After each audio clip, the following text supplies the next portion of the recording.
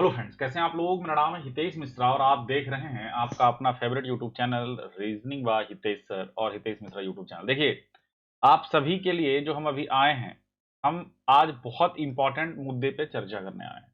Railway NTPC जो कि एकदम हॉट अभी टॉपिक है और सही बता रहे हैं, अगला 45-50 दिन अगर आप बढ़िया नहीं किए तो फिर क्या होगा, पछतावा होगा। क्योंकि आज भी कोई बच्चा अगर मिलता है ना, बोलता है सर 1 मार्क्स से रह गए, बहुत दुख होता है। क्योंकि 2018-19 वाला जो माहौल था वो अब नहीं है। अब क्या होगा कि विद्यार्थी ही जो है मास्टर बन चुका है। तो इसीलिए बहुत तरीके से पढ़ना जरूरी है और सटीक प्लान लेके चलना जरूरी है। पूरा डिटेल में चलेंगे, एग्जाम कब होगा एग्जैक्टली उस पर भी बात करेंगे, पूरा डेटा के साथ चलेंगे। आपको हर एक सब्जेक्ट को कैसे टाइम देना चाहिए, कैसे पढ़ना चाहिए, उस पर बात करेंगे। वीडियो को अंत तक देखिएगा।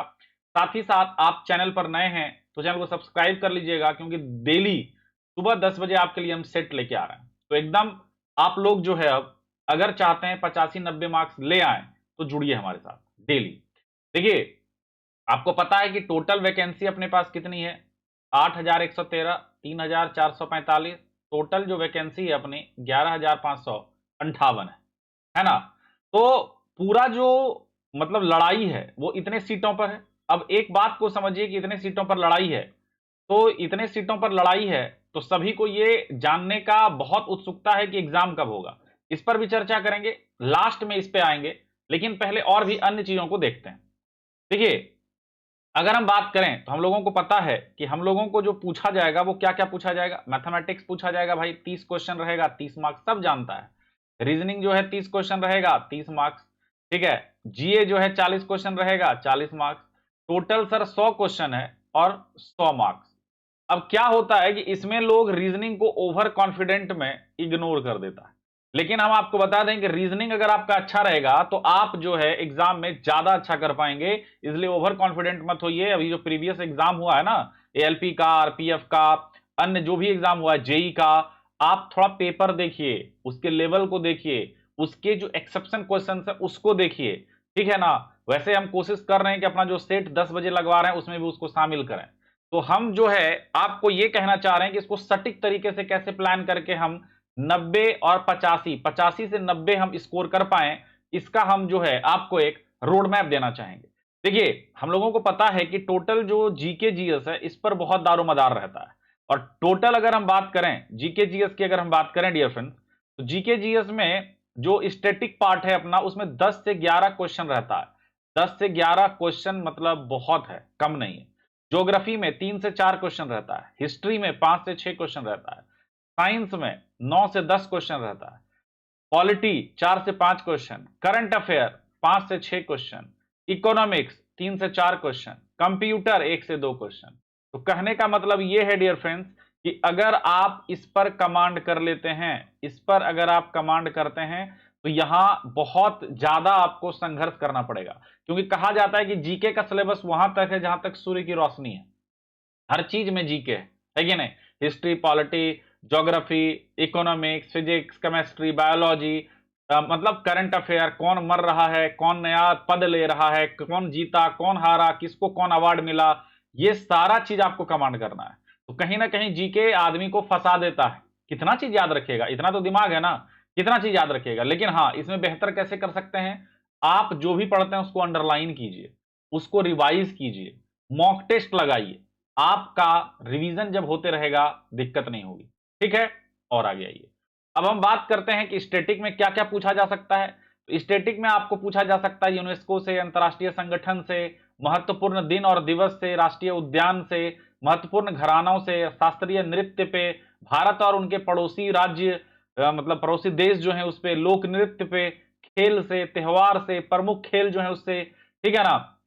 खिलाड़ियों की संख्या, hockey, cricket, football, volleyball, kabaddi, इससे, मेले और उत्सव से, ट्रॉफी से, पुरस्कार से, प्रमुख खिलाड़ी से, पुस्तक और उसके लिखने वाले से।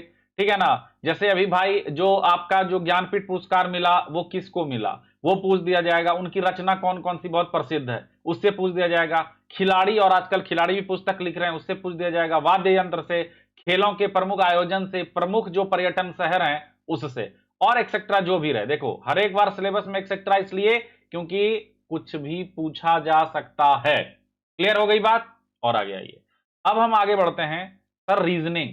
तो मेरा सब्जेक्ट की अगर हम बात करें एनालॉजी है ना, नंबर पे है, coding decoding, mathematical operation, similarity difference, relationship, analytical, syllogisms, jumbling, Venn diagram, puzzle, data sufficiency, conclusion, course of action, decision making, graph etcetera.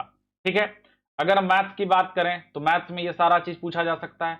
तो कहने का मतलब ये है कुल मिलाकर कि आप एक चीज को गौर करो, आपके पास जो सिलेबस है वो आपके नंबर ऑफ क्वेश्चन 100 हैं, आपके मार्क्स 100 हैं, मिनट आपके पास 90 है।